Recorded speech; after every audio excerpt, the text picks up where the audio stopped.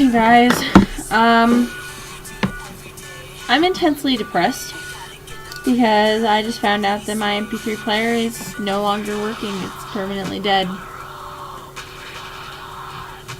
So anyway, welcome to Emmy Reads to Your Face.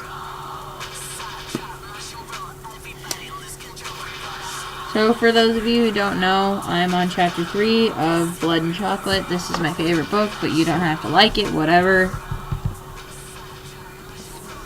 Anyway, here we go. Vivian said the first thing that came to her head. I liked your poem in The Trumpet. I don't believe that stupid sentence came out of my mouth, she thought.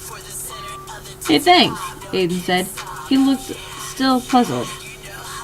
He's not a werewolf, she thought in dismay. How can I react this way when he's not one of us? His smell of sweet perspiration and soap was purely human. Get a grip, girl, Vivian told herself. She didn't like this off-balance feeling. She put a hand on her hip and dared his dark eyes to try to drown her now. Your poem was facing a print of mine. I was glad I wasn't next to some trash. The blonde kid brayed with laughter. Shut up, Quince, Aiden said, but he grinned. That was like some forest scene, wasn't it? The kid was with a funny haircut. Spooky, man. The dark-haired girl put a hand on Aiden's arm. Bingo's waiting for us. Hold on, Kelly.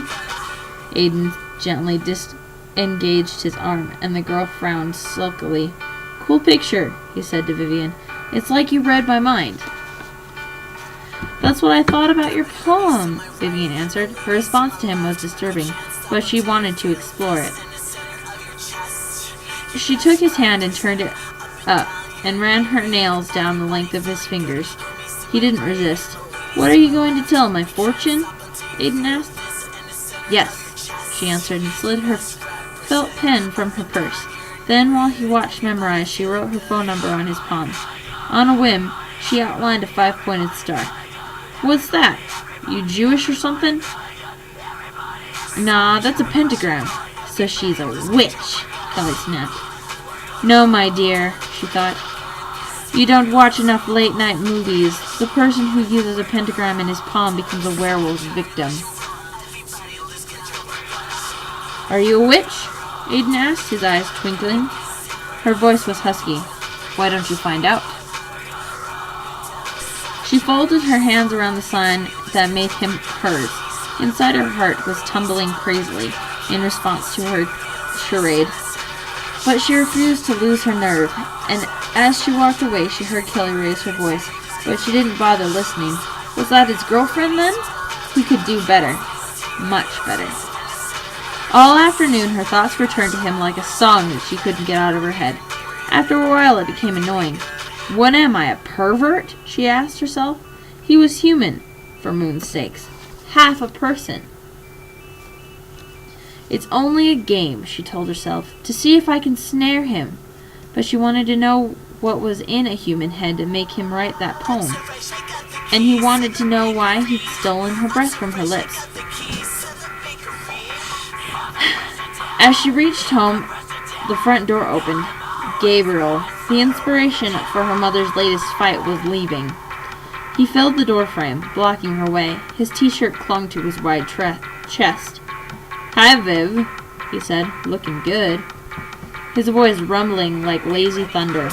The teasing in his blue eyes made her want to spit. Save it for Esme. Gabriel rubbed his chin and grinned. She noticed the puckered white scar tissue on the back of his right hand. The tip of another scar showed at his throat. We don't see you down at Tooley's, he said, ignoring her anger. She glared up at him. I'm too young to drink. He looked over, taking his time. Before she could help it, she tugged at her hemline of her shorts. Her shirt felt too tight. She was aware of the droplets of sweat that trickled its way between her breasts. Could have fooled me, he finally said. She stared him in the eyes, challenging him. She was out of her breath, but defiant anyway, willing her lips not to tremble. There was silence for a moment, and she couldn't read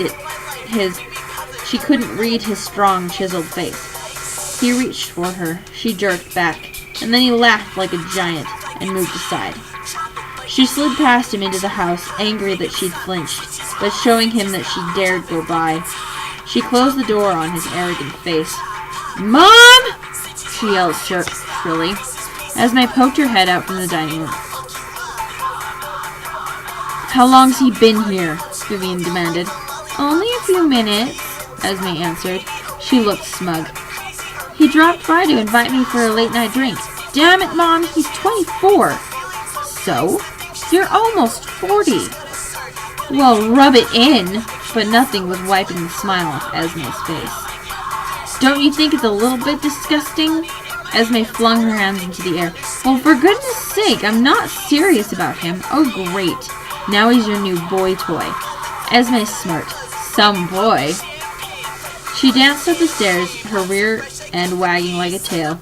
Vivian followed Esme up and slammed her door to her room. Rudy had gone to Tully's bar after work, so there were just Vivian and Esme at the dinner table. Vivian was still brooding about Gabriel's visit. She thought of her father and the aching emptiness that still gnawed at her. Her parents had seemed so happy together. She thought her mother shared the ache, but now Esme was acting like a stupid 14-year-old. "Didn't you love Dad?" she finally said. Esme looked startled at the question out of the blue. "Yes, I loved him." "Then why are you running around?" "A year's a long time, Vivian. I'm tired of crying. I'm lonely. Sometimes I want a man in my bed." Vivian grabbed her plate abruptly and headed for the kitchen.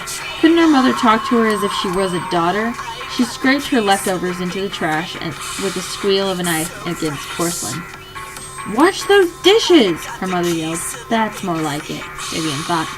An hour later, Vivian was on her bed doing some half-hearted studying for chemistry when the phone rang. She picked up the phone on the second-floor hallway expecting to hear one of the pack, but it was Aiden. "There's a free concert at the university this weekend," he said. "Sunday afternoon. You want to go? Maybe?" Her eyes half closed as she licked her lips. "Maybe. Who's playing?" He mentioned a band she'd never heard of in relevant tones that suggested it was well known and one of his favorites. He was sharing a special treat with her. "I'll have to see if my family has anything planned," she told him. "I'll let you know tomorrow." No sense in letting him think her too eager. "No, don't worry. I'll find you." Vivian hung up and stretched her arms to the ceiling, contentedly, arching her back. Should she go, or was she having him rise to the bait good enough? But a shadow slid across her pleasant mood. If they went on a date, he would want to kiss her. Would he be safe if he got too close to filling her nostrils with his scent? Esme walked out of her bedroom. She was wearing a tight black dress she had used for waitressing. "Who was that?" she asked casually as she put on an earring. "A boy from school." Esme paused. "Oh?" "He asked me to a concert." "One of them asked you out?" Her mother's expression combined repulsion and surprise. "I won't allow it." Vivian bristled. "You can't tell me who to date." Esme put her hands on her hips. "Don't date if you can't mate, the saying goes." Human and wolf kind were biologically incapable of breeding. "I'm going to a concert, not having a baby," Vivian snapped. "And don't tell me wolf kind only start relationships when they want children. I know better." "You've got a smart mouth, girl," Esme called as she walked off. Now Vivian was sure she was going. He had phoned and she wasn't an outsider anymore. Untouchable and strange, perhaps. Invisible. But why should she care so much? He was a human after all. A meat boy, scantily furred, an incomplete creature who had only one form. How sad, she thought, and suddenly she craved the change. Like all her people at the full moon, she had to change whether she wanted to or not. The urge was too strong to refuse. Other times, she could change at will, either partway or fully. Right now the moon swelled like a 7-month belly, and she wanted to change because it was possible. She wanted to run for the joy of it. She stalked through the backyard dusk across the bat grazed clearing in the narrow ribbon of the woods out back, over the stream, up the embankment, and down into the wide grassy valley that held the river. The grass was already high. Here and there might be nests made by kids making out or getting high, but she sniffed in the air and smelled no human flesh. Down by the river was a giant tumble of rocks that screened the river bank. Behind the rocks, amid the shoulder-high weeds, she slowly slid off her clothes. Already her skin prickled with sprouting pelt, and a trickle of breeze curled around her buttocks, and her nipples tightened into a cool air off of the river. She laughed and threw her panties down. Her laugh turned to a moan at first, rippled into her bones. She tensed her thighs and abdomen to will the change on, and clutched the night air like a lover as her fingers lengthened and her nails sprouted. Her blood churned and heaped like desire. The night, she thought, the sweet night. The exciting smell of rabbit, damp earth, and urine drenched the air. The flesh of her arms bubbled and her legs buckled to the new shape. She doubled over as her muscles of her abdomen went into a brief spasm, then grimaced as her teeth sharpened and her jaw extended. She felt the momentary pain of the spine crunch and then the sweet release. She was a creature much larger and stronger than any natural wolf. Her toes and legs were too long, her ears too big, her eyes held fire. Wolf was only a convenient term they had adopted. Those who preferred science to myth said that they descended from something older, some earlier mammal that had absorbed protein matter brought to Earth by meteorite. Vivian stretched and pawed at the ground. She sniffed the glorious air. She felt as if her tail could sweep the stars from the sky. I will howl for you, human boy, she thought. I will hunt you in my girl skin, but I will celebrate as wolf. She ran the length of the river to the edge of the city slums and back under the hopeful early summer moon. And that is the end of Chapter 3, ladies and gentlemen. We will start up at Chapter 4 next week, and I'm going to go and try and fix my MP3 player so that I won't bawl my eyes out when I realize that it doesn't actually work anymore. So, thanks for watching. I guess I'll see you guys next week.